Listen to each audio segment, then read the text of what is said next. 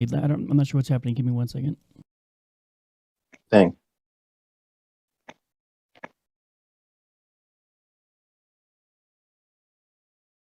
Your tech got anxious, man. Right.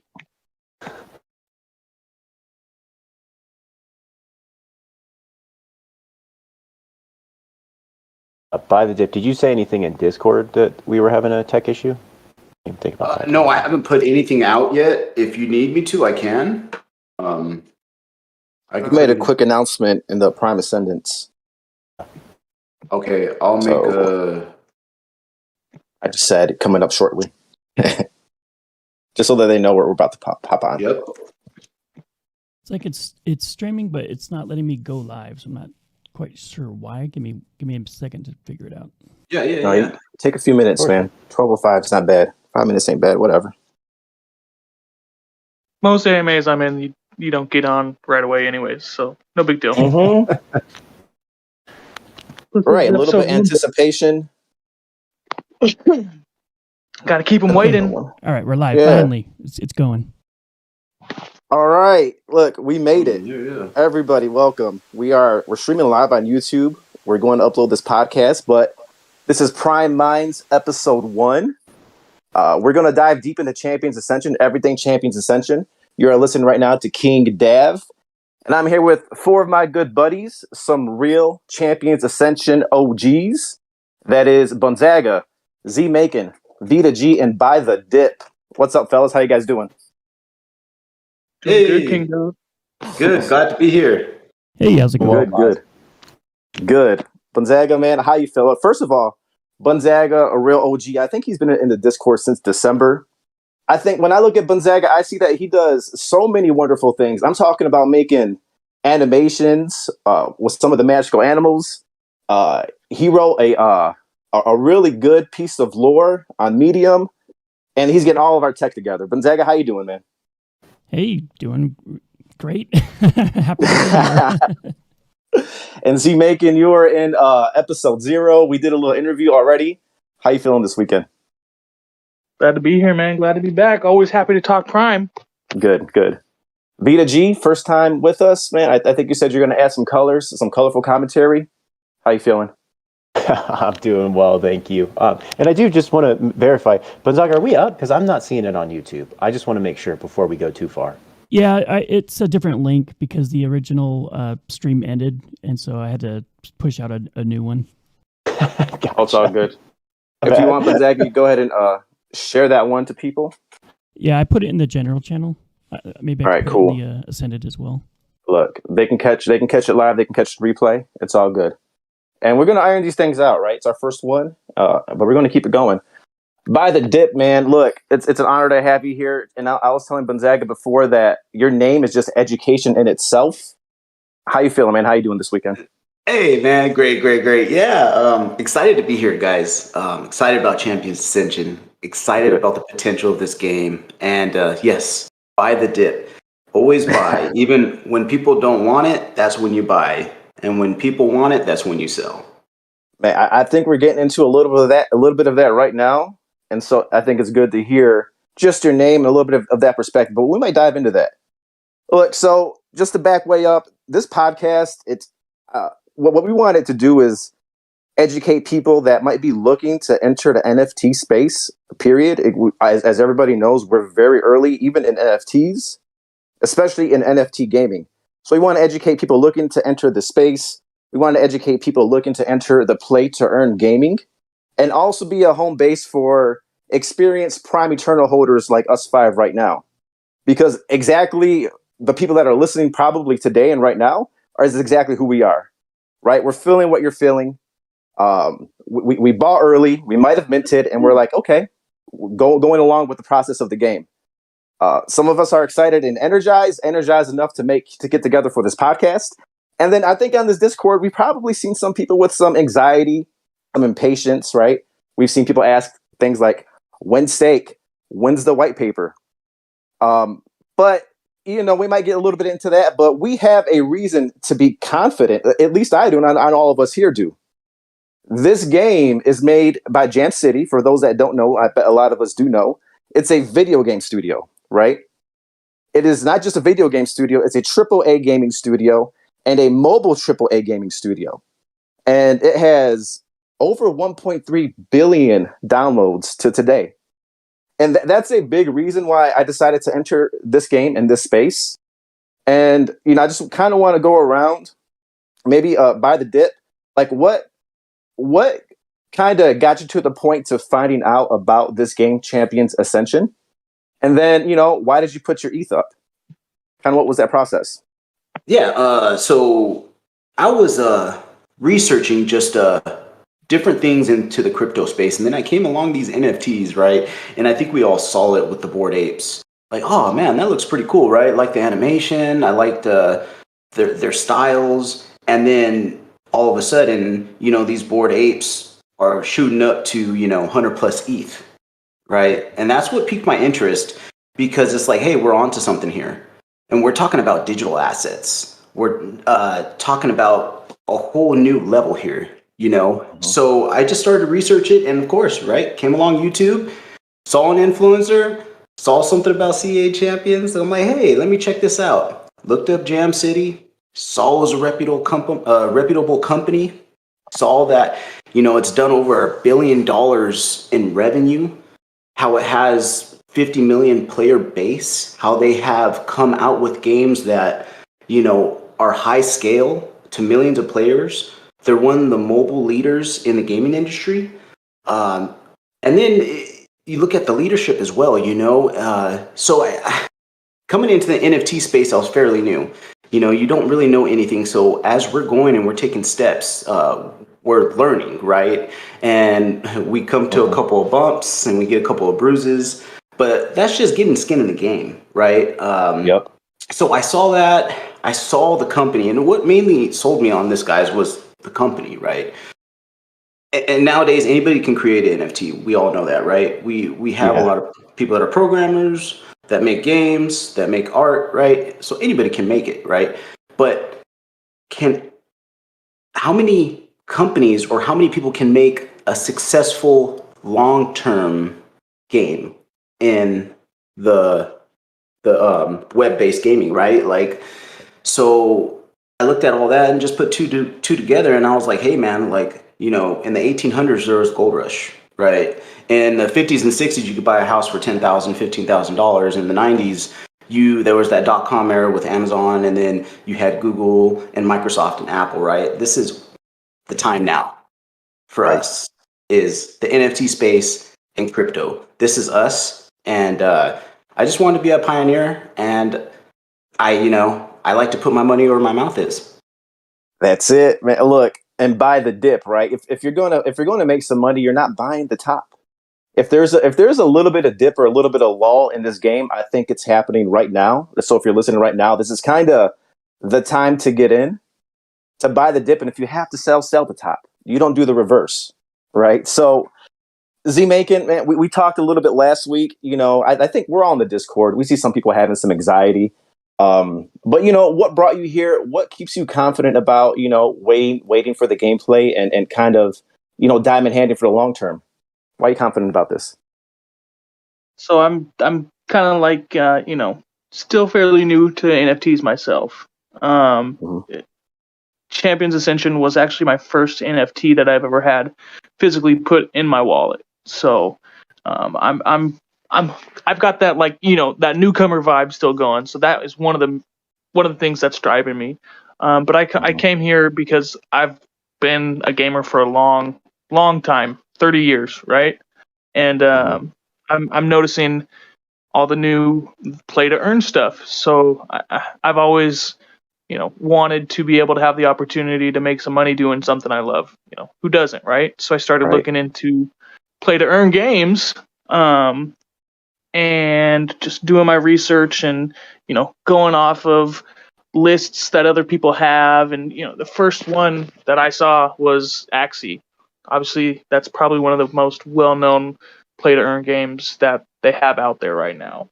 So I started doing research into that, and just figured out all the best things that I could probably get, watched hours of videos, tutorials on people, showing how to play the game to what could be the best meta for what's going on based on that season and what they've nerfed and what they've buffed, and it got to be a lot, right? So I'm looking into it and I'm like, oh man, I had all this whole different team lined up, and I'm looking at it, I'm like, oh man, I could put a team together, for like 0.3 to 0.4 ETH, and in the back of my mind, I'm like, that's like $1,000. What am I going to spend $1,000 on a game for, right? And so as I'm looking into it more, it's just nothing but FUD going on at the time when I was doing it, because it was right when everything was down low. They were just trying to come out with ways to turn stuff around, and I'm like, I'm just going to hold off on this, and started researching some more, and I'm looking for games because it's right around the corner of 2021, 2022, and every single one I looked at after that, Champions Ascension was in the top 10. And looking at all the different games, there's a lot of good games out there coming up, right? But Champions Ascension it caught my eye. Like, I've played a lot of Mortal Kombat when I was younger.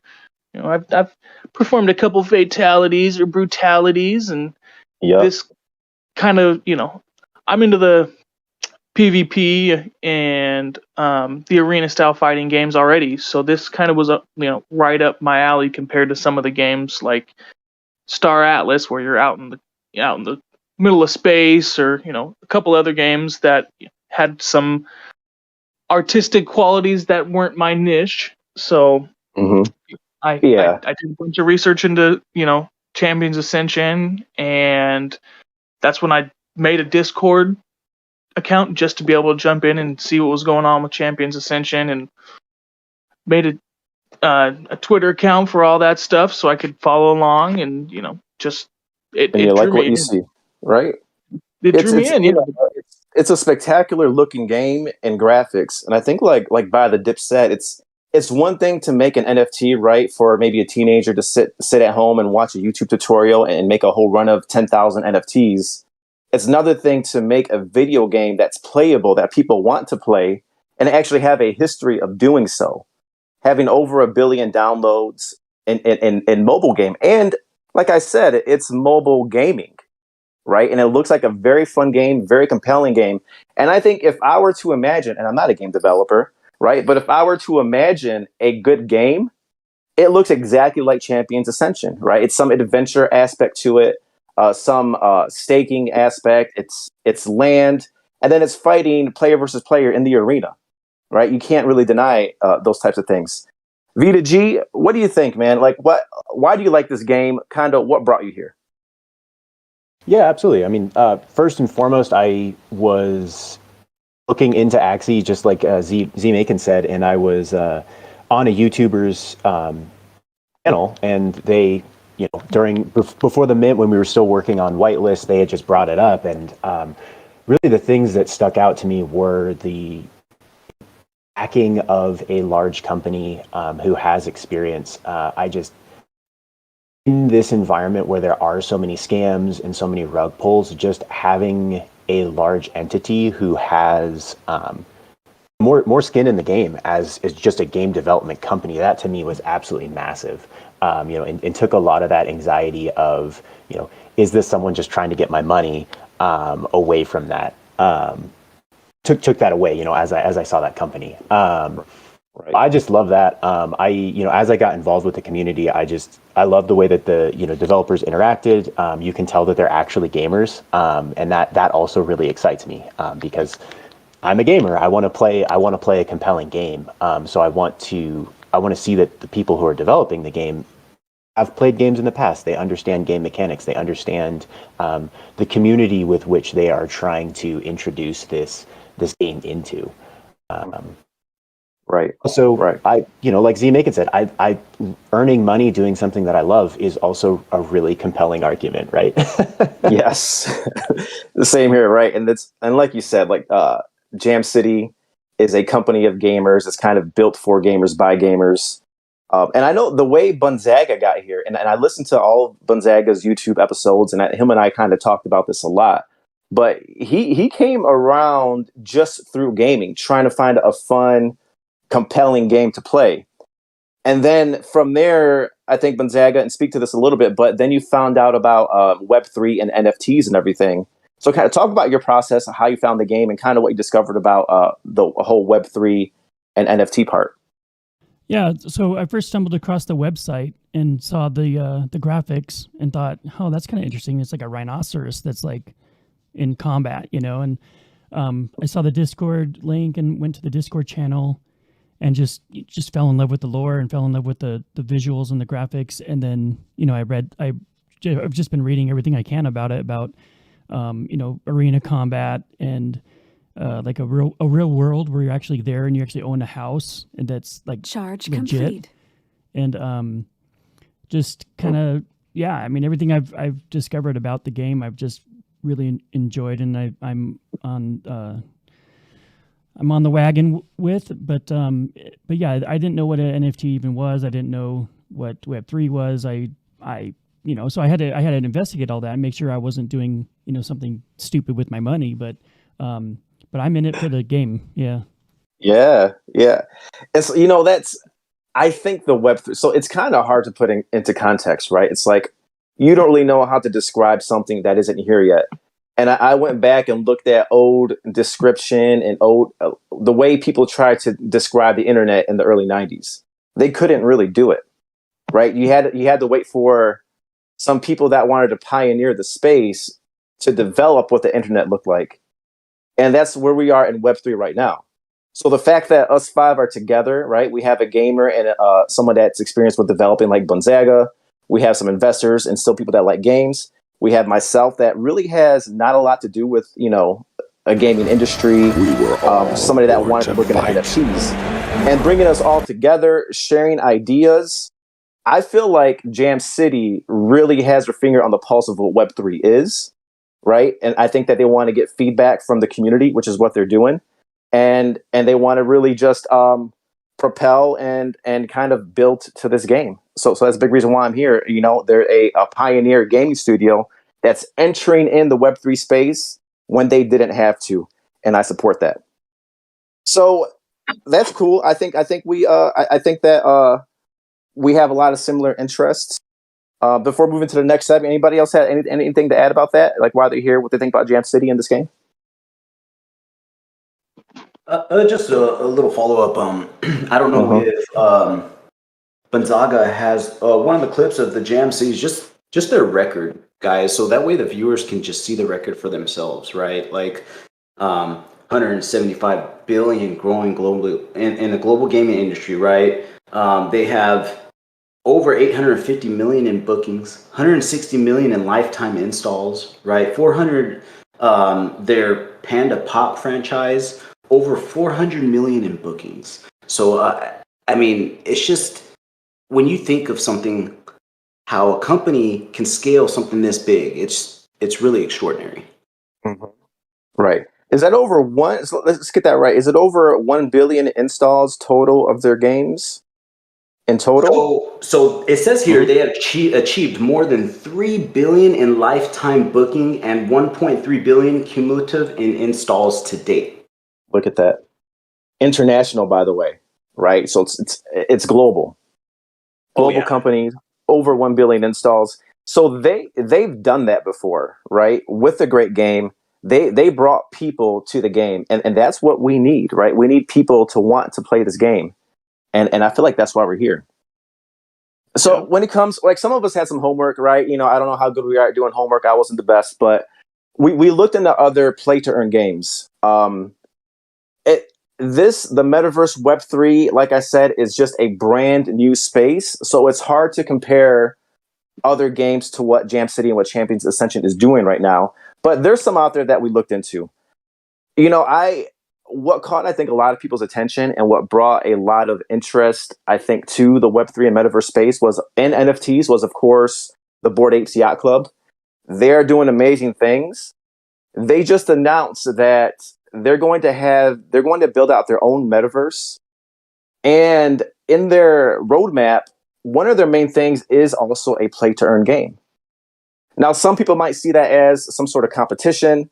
Some people might see that as, they're going to take some of some of that away from the game that we're interested in. But I'm thinking, great minds think alike, right? If you see a franchise as successful as Bored Ape Yacht Club, and what they want to do is exactly what Champions Ascension is doing right now, they're looking long term to build out a metaverse, which is what Champions Ascension is doing right now, and they're also looking to do a play to earn game, which is what Champions Ascension is, and this is the reason why we're here. And so I see that as kind of inspiring and makes me even more bullish on this game, because this is a game that's going to draw people to it, right? We don't need the big brand of Bored Apes Yacht Club, but what we need is a playable game. That excites me. They're going to do land sales pretty soon with the Bored Apes Yacht Club, which is what kind of, the land part is what we're waiting for. But I know that other folks looked into other games. Let's By the Dip, what do you think? I know that you've played a game already, or you have some experience yet. What did you find out, and kind of what types of things you think will relate to Champions Ascension based on the games that you've experienced? So I have played one other NFT game, and that is Townstar. Right now, basically that's through Gala Games. They're also another big company that makes play-to-earn games. Now, the thing with Gala, the thing with Townstar is, right, the amount of NFTs you own determines how much Town Coin you earn.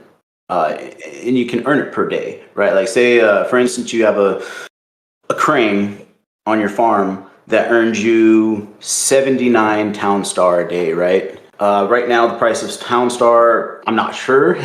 Its all-time high, though, was at $2, right? So you can get the idea of how profitable something like this can be, right? Some people having 10, 12, 20 NFTs, right? Some people making thousands of dollars a day just by playing this little game for 15 to 30 minutes.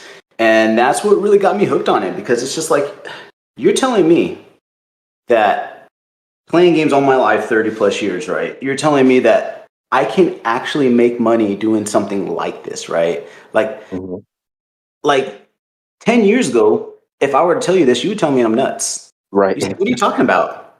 What do you mean own digital assets, right? We're used to buying skins and then getting a new game, and then what happens to those skins?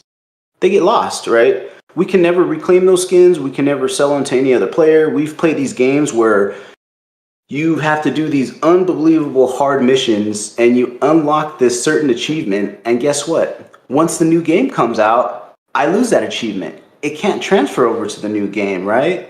Mm-hmm. So looking into this industry, it was just like, wow, you know what I'm saying?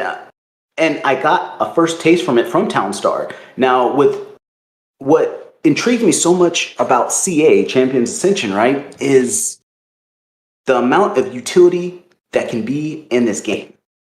And I love how everything is centered around the arena. I know we have a map of the whole game. And if you look at that whole map, the arena's in the center of everything. And it totally makes sense. If you read the lores, they do put a lot of leaks out there, right, of how the economy works, how you can earn money, how there's just so much stuff in there, right? There's gambling, there's fighting, there's selling dead champions' bones essence, right, to the butcher. Yeah. There's growing fruit because you need the fruit in order to strengthen your champion, right? So as you look, there is just so many economy utilities within the game that once this game goes full scale, and I'm talking full scale, I'm talking millions of players, which this company has done before. So that's why I am so bullish on this, because the glorious 7622 are gonna be like 0.0007 rarity, right? And when that happens, guess what happens? Price goes up. Boom. Exactly. Right. We're stars. Yeah, I get it. Yeah, look, 100% exactly that. And I think, Vita G, what do you think about that, Vita G? It's like the tokenomics, other video games, and I think you have some experience in another game. Yeah. What do you think that can bring to here? And what are you thinking about Champions Ascension? Oh, I have a lot of thoughts on that. How much time do we have? Go ahead, man. Go for it. So I was just going to say the other game that I am really invested in playing right now is DeFi Kingdoms, which actually used to be DeFi Kingdom, and it's now going to be Kingdoms as of March 31st or 30th. There is going to be another kingdom that's launched on that. I'm not, paid marketer for them. It's just an interesting thing. But the thing about that game that I think that throws a lot of people off is that it's actually it's a DEX. It's a decentralized exchange first, and it really is a game that's built on top of that DEX. So I think they do get a lot of shade because it's not the most compelling game right now. They are releasing more game elements, but as Gonzaga has pulled up here, this is kind of what the game looks like right now. This is a quest. I'm just running a quest here. So if you go to the one Gonzaga that says quest complete, that just shows you kind of what happens when a quest gets completed. You get experience, you get some items, but it's really right now it's a pretty basic gameplay. That being said, I think that there are some really compelling comparisons that you can do when you look at the heroes within that game. And that's the quest complete image right there, where you're seeing there's experience and items, increasing foraging skills. I won't get into all of that too much, but when you're looking at the specific heroes, you can buy and sell them. You can rent them out to assist other players in summoning, and you set your own price for that, which is something that I think is pretty cool. When you're looking at the price of heroes, this is a game that's fairly well established now. They've been going for 6 months, which in the NFT space is a decently long time, right? But if you look, the floor cost, the cost of a floor hero is, as of last night at 9:30, it was 32 Joule, or about $210. Get a relatively decent hero, you were looking at 50 Joule or $330. So those are your very basic heroes. You look at Gen 0 heroes, which would be our equivalent of a Prime Eternal. The lowest Gen 0 hero that is for sale is 3,200 Joule, or $21,000. When you look at the two highest Gen Zeros that are on the market right now, one of these is a joke. It's 69,420 Joule. Haha, they're probably a Davey fan. But that one is that's selling for essentially $450,000. Highest one was 9,999, selling for $650,000. So when you look at the growth potential of these very first iterations of the heroes in these gaming worlds, those are the sort of numbers that you could have in your mind. Is this game going to perfectly replicate that? Maybe not. Probably not, honestly, because they are doing new and different things. But I would put this as an encouragement that the heroes are the primary focus, the Prime Eternals are the primary focus of this game, because it is a game first. Right. So I'm super stoked on that. I'm not sure if you can tell, but I'm pretty hyped. Yep. A couple other things just on heroes. They had an overbreeding problem, or not breeding, they don't call it breeding, an oversummoning problem in this world. And so they actually had an event where people would sign up their heroes, and over 10,000 heroes got burned, got irrevocably removed from the blockchain. People were compensated for it, but they just needed to move heroes out of the player pool. There were just too many of them. So Zero Cool has talked about this a lot. That's part of why they're building in these in-game burn tactics, right? Like if your lower level champion dies, they actually die. I think that's brilliant, right? Because you're actually building in this burn mechanism into the mechanics, so you don't have to host these large events where you're pretty much saying like, hey, we kind of got this a little bit wrong. We didn't expect this to happen in this way, so we need you to sign your hero up to die. It's in the game, and so it's part of like why you want to win, why you don't want to lose. You got some skin in the game. You can lose your hero, and Zero Cool. He's in Champions Ascension over. I think he's over the tokenomics part right now, but one of the leaders of the Champions Ascension game in Jam City for folks that don't know. Yeah, and I think you mentioned, some of the more expensive heroes that you can get, right? Some of they were the original ones, and Z Macon brought up Axie Infinity. They have something like that with the Mystic Axies. I don't know a lot about it, but of course, I think a lot of us have heard about.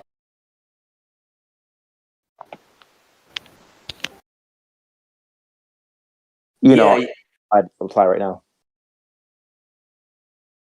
Yeah, Mystic Axies. I think everybody knows that, and that's why so many people are really hyped for the NFT gaming, right? Just how Bored Apes was like for the NFTs, right? That's what Axies is for NFT gaming. So you're seeing these Mystic Axies, 100 ETH, 300 ETH, 600 ETH. Crazy. We're talking about millions of dollars, right? That's the potential Champions has, right? And if you hear Zero Cool, if anybody has heard his AMAs, the guy's a genius, literally a genius. Like every time he has stated what the problems and what they're learning from Axies and other, and no knock to Axies, right? Like I have all the respect in the world for him because, hey, you paved the way. You paved the way for other NFT gamings, and I will forever be thankful for that, right? And we should. We as a young industry, we shouldn't be knocking any project, right? We should encourage everybody to grow this because, like I said, it's still in the infancy stages. So it's so refreshing to hear that guy talk. Yeah, right, 100%. Gonzaga, did you look into a game? And I know you're new to the space, but what are your thoughts on that? The whole aspect of other games and how that goes to Champions Ascension. Actually, this is the only game I've done any research on as far as like for an NFT or whatever. Mm-hmm. Right. Yeah. I mean, I'm all in with Champions Ascension, so I just don't have time to spread out to other ones. I think us, yeah. Actually, myself too. So go ahead. I'll say all prime all the time. That's all that's on his mind. There it is. Yeah, and I'm really excited about what's happening in the short term with Champions Ascension. Definitely looking to see what the world looks like when those playable aspects come in, and then to see a game studio like this even build that out further, right? Like see what the next iteration is with other land. And I think By the Dip said it perfectly. It's like there's only 7,622 of us. Once this what's called Messina City or the area that they gave us, once that gets fully populated, and then other games that shoot off of that's still in the same metaverse, it's kind of like we're going to be the kings, and I think they said the gods of the game itself, like going into the other parts of the metaverse. So I'm super excited about that. Super excited. In King Dev, while we were talking about land, I was going to bring up, again, just to have a perspective on a game that's been established, there is actually land in DeFi Kingdoms as well.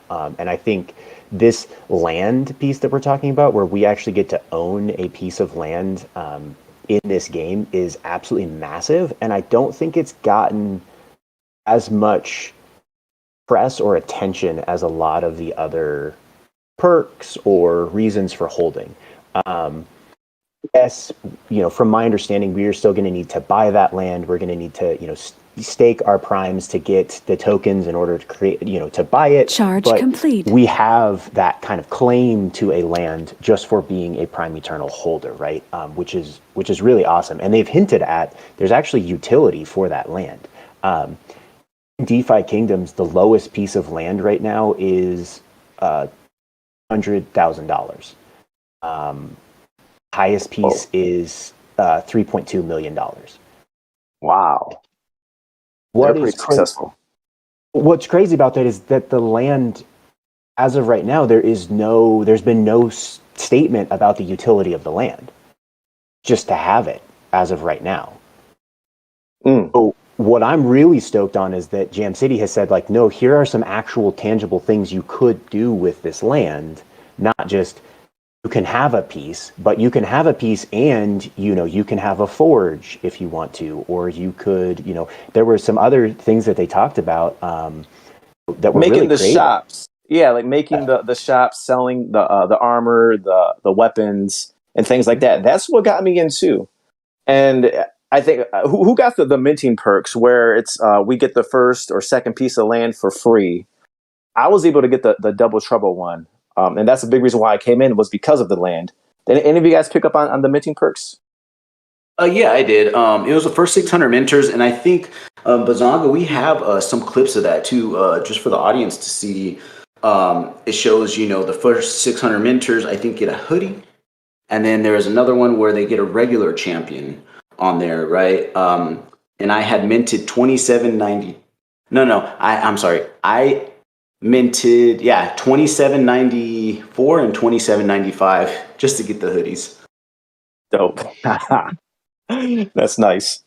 And then there's the other one too, right? The double trouble, the triple, where we get the box, the game box, and then we get the guaranteed or free piece of land. Correct. Yeah.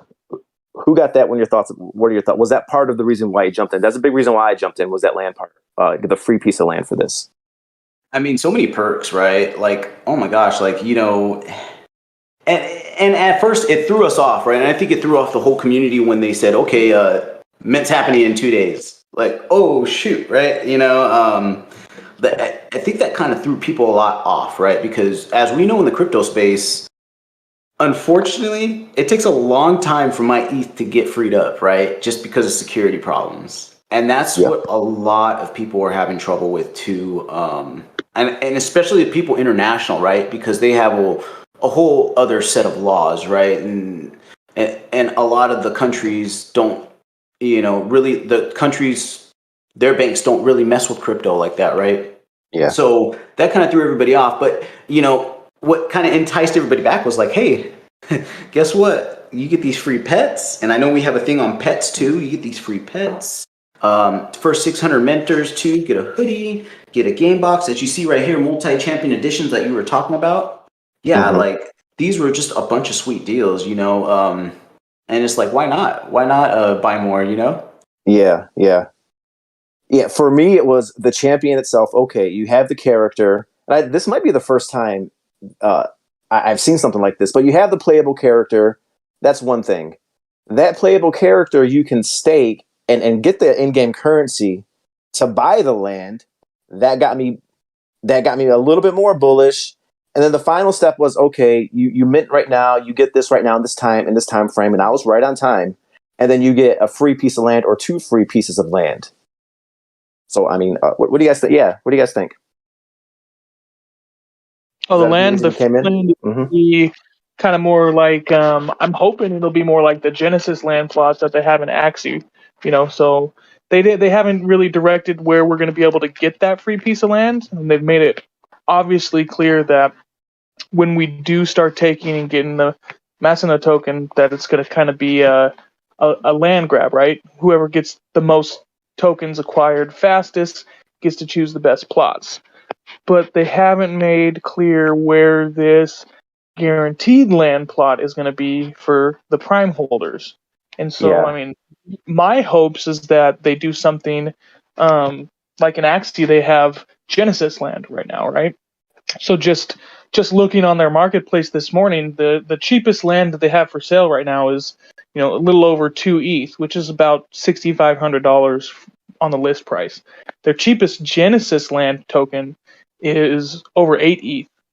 So the potential here, if they play their cards right and put us in a good spot, since we were the early adopters, could be astronomical for the price for just that guaranteed land plot. And then the thing in NFT and metaverse space right now is land. It's all about the land, because that land is, it's essentially like we're all a bunch of trolls under the bridge and we want our piece of the pie to get through, right? You can make chokeholds in the place. You can set up guilds on the land. You can force it so people that you don't want to go on certain areas of land can't get there, right? Wow. So the potential for the land was a huge draw for me on getting multiple. Same here. Yeah. When it comes to the Axie land, the land you spoke about, is it in a more strategic place? Is it just more desirable? Why is the first pieces of land in Axie more valuable? I am not sure because I haven't actually physically played Axie Infinity, but I know just doing the research, right? That the Genesis, they call it Mystic Land. Those plots are a lot higher valued than just any other section of land. Yeah, And yeah. I'm trying to get some tips for this one. So in this one, I want to hear from others, but for this one, I think I heard in one of the AMAs, and of course, we're waiting on the white paper, we're waiting on something in writing, but I think I heard something in AMAs that the folks, the early adopters, the ones that are getting the free piece of land will be in a designated area, which to me, I think sounds pretty cool because you can show that you're an OG early adopter. So those might be desirable. But, at the same time, maybe somewhere near the arena, that's going to be where all the action is happening, right? I don't know. What do you guys think? they could give us the marketplace, man. You never know. Right. That'd be very generous of them. Of course, we all know anything by the arena is prime real estate. Why? Because the economy is centered around the arena, right?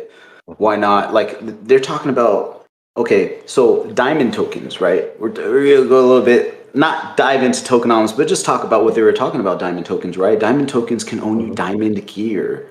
Now, when you think of diamond gear, well, okay, cool, I can unlock this diamond gear, but what if I can have a forge? Could I make diamond gear, right? Or maybe a specific part of the land by the arena, you can make certain types of gear, right? There's so many possibilities, but I would think all prime real estate is near the arena. Yeah. Yeah, I think they said something like that too. It's downtown. We have first grabs on it. Like if we're in Manhattan, New York, or if we're downtown LA, that's pretty much the place to be. But definitely going to have to get built out. I mean, looking at the map, the potential areas that I see are probably going to be either to the west of the Coliseum, because that's either going to be part of the market, but it's right in between the training quarters and the market bazaar, right? So to me, that seems like a potential place. And you're right next to Maestro quarters, where with us being the primes, the Maestros are going to want to use us for trying to train up all of the grunts and the challengers and, everything else. It would make sense, just thinking about it, to be somewhere down there. But that's just shooting from the hip. That part is going to be exciting when it comes to finding the land that you want, staking the land, identifying where to be. That's part of the game. Like that's a big reason why I'm here. Another thing I think where some utility can come from, because I looked a little bit into Big Time. I didn't do all of my homework and all of my research, but Big Time is another play to earn game, NFT game, and they're kind of on the same timeline as this one, Champions Ascension. But with their land, what they have is something called space. You can get a small size, a medium size, and a large size. Where the utility comes in with that one is you can hold more items. And I think there's weapons. I think there's some type of gear in Big Time as well. But you can hold more items based on the type of land you have. So maybe they can do something like that with this game. If you have one plot of land, maybe you can hold 2 or 3 items, when it comes to a weapon or a piece of armor.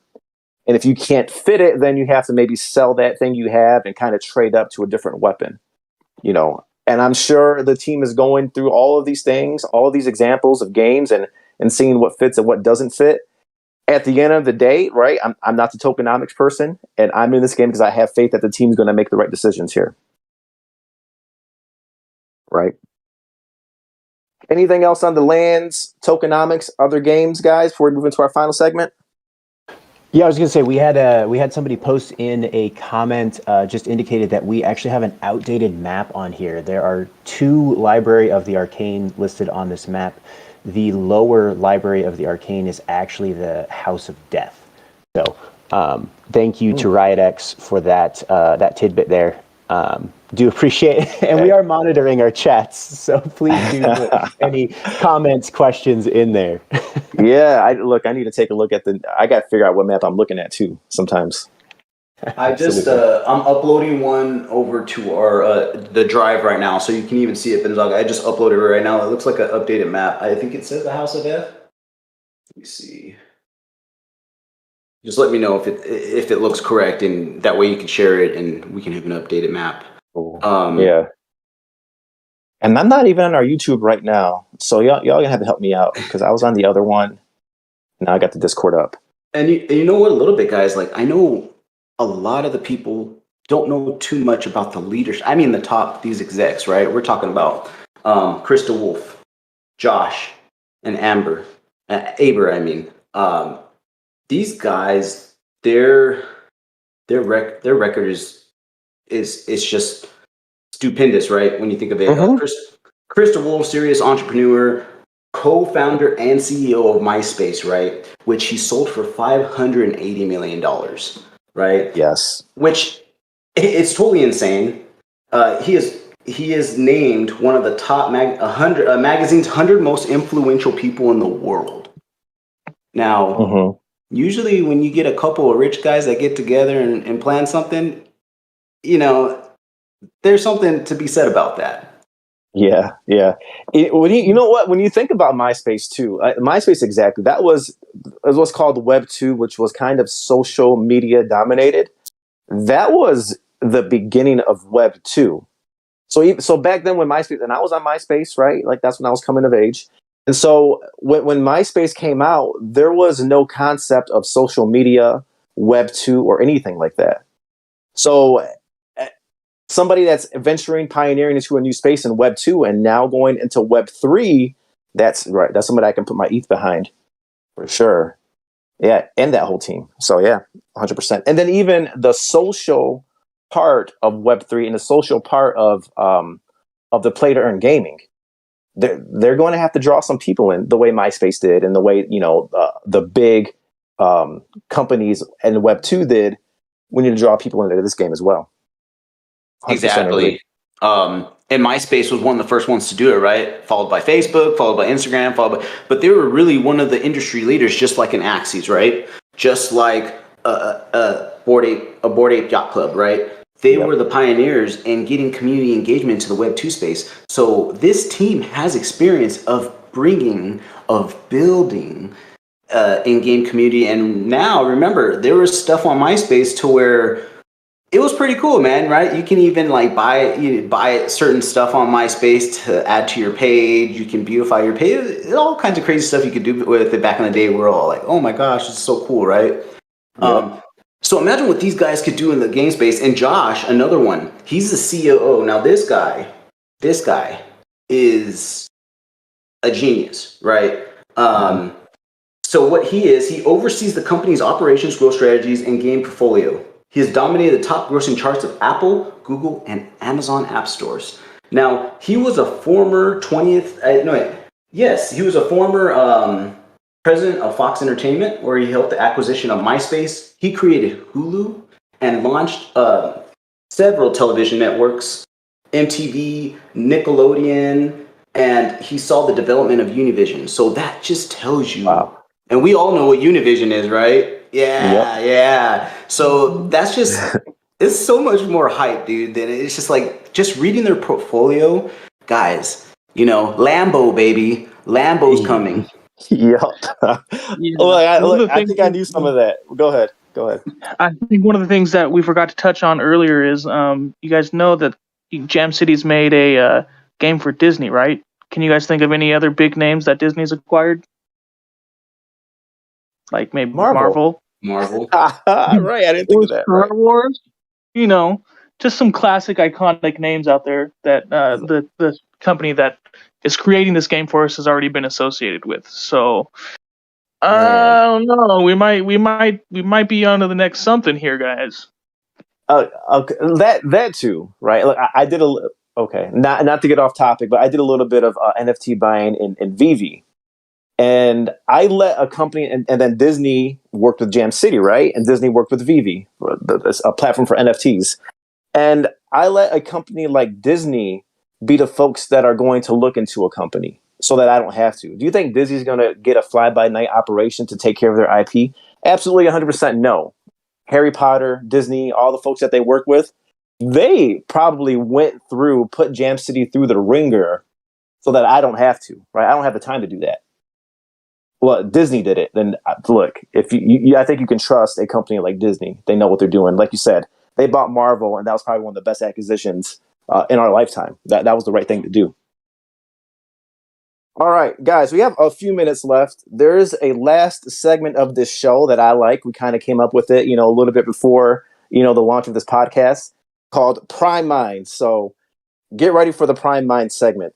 What we're going to do is take a look at a Prime, right? Every time I do an episode, we want to take a look at somebody's Prime Eternal, somebody's PE, what they got. Look at it, look at its qualities, look at its features, and kind of just talk about what this Prime has, its good qualities, where it could be strong at. And I think we're going to bring one up right now. I'm not looking at the YouTube, so We got it if up. someone can take a look. Yeah. All right. Somebody describe, go for it. Yeah, what's it looking like? And I'll pull it Yeah, up. it looks like we got a whisperer here, boys. Like, which is one of the most iconic champions right now, right? Because that animated fight between them and the Karkadon, which is legendary, right? Got me all hyped up for the first of this game. Now, looks like we have a one divinity here.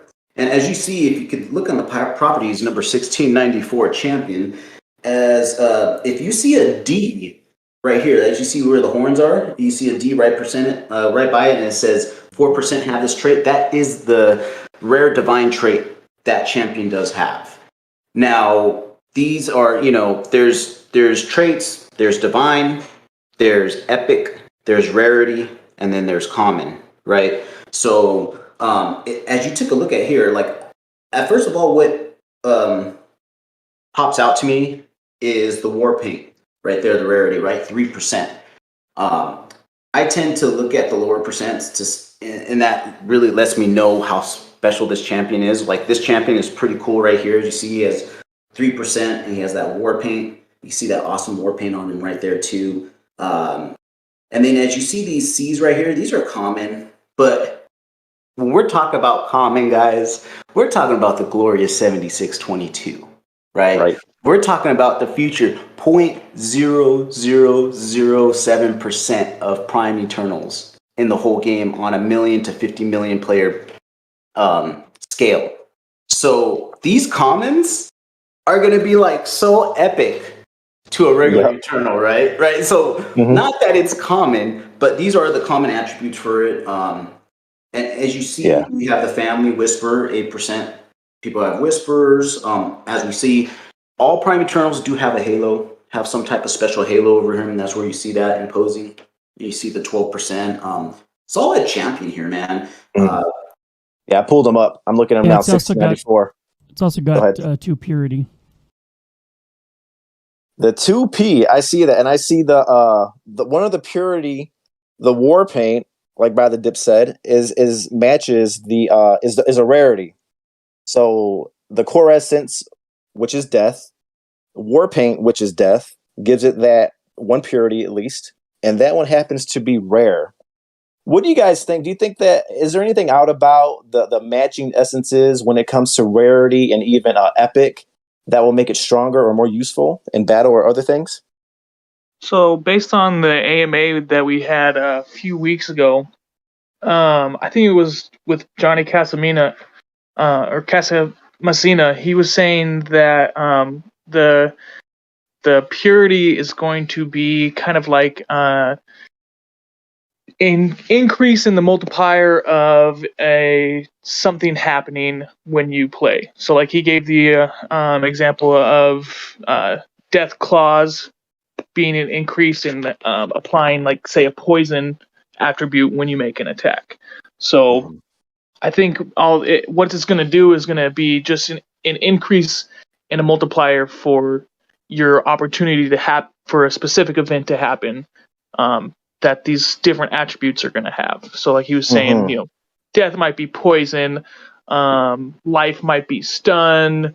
You know, when we get into the non-primes, when you have fire, you may have the opportunity to, you know, set fire or do paralyze with air or mountain, or, you know, I think just having the purity will increase the opportunity for that specific event to trigger. And that's kind of the way he made it sound.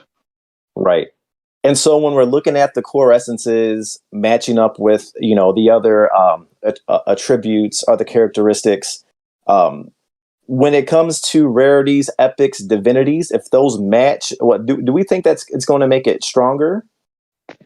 What are we thinking? Okay. Oh, yeah, everything's centered around essence, right? That's what makes a champion. Like even in one of the lores, when remember the if you guys read the Karkadon story, which was real sad, right? It got me moved. Which Ryan, you did a great job, dude, on writing that. The first one, right? Man, that got me drawn into the lore. Oh, dude. Yep. Yeah. Like right, like where like the maestro, right? He only gave him a little bit of his brother's essence, right? And then he was gonna go bury it, and the maestro's like, "No, that's not what you do with it. Like, use it for the battle, right?" So I believe, you know, the more centered your essence is, death, arcane, life, right? The more strong you be. Now, the more purity you have, he said, you will have a higher chances of breeding another Prime Eternal with the high purity as well. But there's always that chance that, right, no purity. Right. Yep. But it's still 76-22. So yes, sir. Still good. Yeah, and then this one, I think you mentioned it, but yeah, I see the horns don't match the purity. The horns are divine, don't match the purity. That's an arcane, right? But I think there could also be, I think I heard them say something about rock, paper, scissors types of matchups. It all depends on the matchups. And I think they were describing the core essence, right? Maybe a death versus a life or arcane or what have you. But then what about when it comes to the characteristics itself? So in this case, we have the death core essence, and he has the divine horns. And I think that the arcane is more effective against the life in the rock, paper, scissors battle. Because he's a death with the divine horns, I'm wondering, what do you guys think? Would that affect a core essence life more, like playing in PvP battle? I think, like they said, life beats death, right? And then death beats arcane, arcane beats life. How it is. So, like for instance, a Grondel, right? You see, like if you look at the Grondels, right, you can see they have like a metal plate on their head. That's because they don't feel fear. That's why they got that metal plate. Because they're death. Like I have a death essence one, right? He has a metal plate on his head. That's because he can't feel fear. But if he faces a life essence, they can instill fear in him because he's seeing life. Okay. It's all in the matchups. I like it. Yeah. I like the matchups. I like the fact that they said you have to be a skilled player. That's going to count for a lot in the arena. I like all that. Yeah, what do you guys think? Oh, yeah. And we do have... Oh, go ahead. I'm sorry. I was going to say, I think that the difference in the essences isn't going to have as big an impact, moreover, of what your core essence is going into a match, right? Like, your core essence is what makes up your prime, and the rest are all just pieces of your weaponry, your cachet, to say the least, right? And I mean, it really is going to come down to the game mechanics. So, for me, this is my prime right here, guys. In case y'all didn't know, this was my first one. But for me, having the divine horns, like, am I going to be able to headbutt some people and put those to use? I don't know. We'll see. You know. Whereas having, say, the people who have I have, no divine claws, right? I have no claws, as a matter of fact, on this character. But people who have the divine claws may have an advantage when it comes to hand-to-hand combat. And I don't know. I have a feeling that the divinity is really going to come into play only when you're talking about specific battle moves. Because the big thing that comes up for me is the war paint, right? Like we talked about how this war paint is rare war paint. how there's people who have divine war paint. That makes them some who only have divine war paint, and it comes into play like how is that divinity going to affect the battle, right? Yeah. So I have a feeling that the divinity and the essences of your specific parts are going to play less of a impact than what your core essence is of your character overall. Mm-hmm. So I was going to say we're running short on time here, but we did actually have an audience request to have us look at one of those primes. So if we could fit that in before we wrap up, I think. Let's do it, man. We started late. We got another few minutes. Let's absolutely pull it up. Let me know the number. Oh, to look at their own, right? Right, 1197. I posted it in one of the chats for us. Oh, and I'm already taking a look. Oh my gosh, dude! Whoever Arc, dude, you got a gem. If this is yours, like I've never, and I honestly, and I snipe. I try to snipe all day, guys. You know, I mean, Me too, man. Never seen this many epic parts. Really, no divinity, but oh my gosh, bro, this right here, this champion is extraordinary. Yeah, look at that. Pulling up right now. Wow. Yep. Yeah. Dang. Holy cow. 5. Holy cow. You know what's crazy is 5 E's is tougher to get than 5 D's on the mint because there's more D's than there is E's so far. Right? Huh. Right. I've seen one, maybe 2 on one, but I've never seen 4 on one. This is nuts. Like the wings are epic, 2%. No, they got 5. Yeah. Oh, they got 5. Oh my gosh. Yeah, they do. You're totally right. 5. Wait. The piercing is the only thing that's common, and the rest is all one rare hairstyle. Man, that hair looks good on you, but the rest are all epic. Like that is very impressive champion right there. Extraordinary, bro. That's why you said it. I opened it. I was like, okay, 2 purity, no divine. Let me see these properties, and there you go, man. So I mean, when this champion walks around Messina or whatever, we're going to be like, what is all these features it has? Because I don't think I've really even pulled these wings up because that looks like the Divine Life wings. But it's actually an E, so it has a different design. Aquila. So yeah, it's a beautiful champ. All E's is ridiculous. That's it was almost impossible to get. I like to see the stats on that. Yeah, every characteristic other than the piercing has a 2 or only 1% possibility of having this trait. So this will be one unique champion right here walking around. Yep. And a good mix. I see this art. I love. You know, guys, I'm a death guy, right? But Arcane. Oh, have you seen some of those? Like, honestly, my Garandal Arcane is one of my beautifulest champions. Yeah, they're pretty. I like them. The features glow. I like them a lot. I've not got one yet. I'm waiting for a good Arcane to pop up. I'm sniping too. Yeah, she's a beauty. And I think when it comes to the epic traits, I think that's really good for breeding too. I'm wondering, I don't think this has been answered, right? There's a lot of us are waiting for the white paper, but when it comes to divinity, we know that when you breed, you can't pass divinity down. But does that mean that you have a higher chance of getting an epic or a rare trait for that divinity? And if not, what does it really turn into? But when it comes to being epic, probably chances are you have a higher chance of passing an epic trait down if you're doing the soul fusion of breeding, right? So I think this would be a good one for breeding too. Oh, yeah. I agree. Mm-hmm. All right, champs, prime minds. Any last thoughts? We're wrapping up our first episode here. Any last thoughts? What you guys got, man? Go around, just say your farewells. Any last thoughts you have? I just want to say thank you guys for being here. You know, this is a great first episode. I think we got lots to look forward to, and I'm really looking forward to Champions Ascension putting out some more info for us to talk about, guys. That's Z Macon. What you think? Vita G, you still here? Vita's here. Vita's always here. What's up, Vita? Yeah, what are you thinking, man?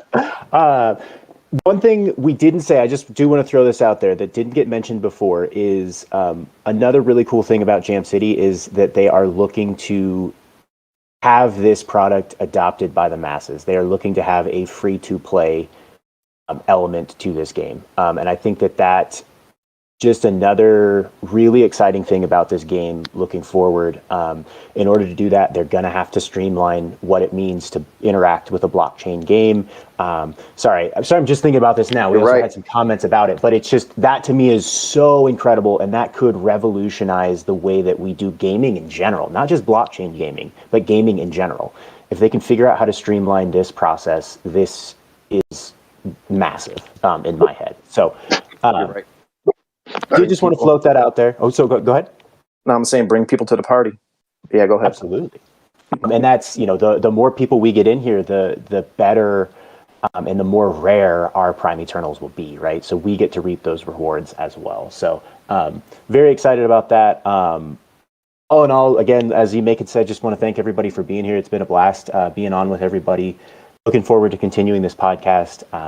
If anybody wants to chat more about DFK or anything, feel free to drop me a line in Discord. That's it. By the dip, what are you thinking, man? What's your final thoughts? Yeah, my final thoughts, I'm bullish, man. I'm bullish. I'm hyped. I'm excited for the future. I think we're at a good place right now. This podcast, love it. Love the people who are in it. Thank everybody who's come out, everybody who's listened. Thank you. We definitely have a good thing going, and we're going to keep it going. Keep the vibes going, and LFGCA. Hell yeah. Bunzaga, man, our tech wizard, master of all trades. What are you thinking? I'm just soaking it all in. You guys have so much information out there, and I'm just listening and absorbing it all. We're doing our thing. Yeah, I'm super bullish though. Yeah. Same here. Look, I'm happy. I think I said it in the Discord, man. We are in the best game inside of the best space, which is NFT gaming, play to earn gaming, Web3. And, I put my ETH behind what I think is the best company that has a track record of onboarding players, a lot of players with a lot of different games. And I think this is going to be the biggest one, which is why I'm here. With that said, this is King Dav. We're joined by Bunzaga, Z-Makin, Vita G, By the Dip. We're going to come to you weekly, so check us out every Saturday. And that's it. Signing off from the top. Champions Ascension.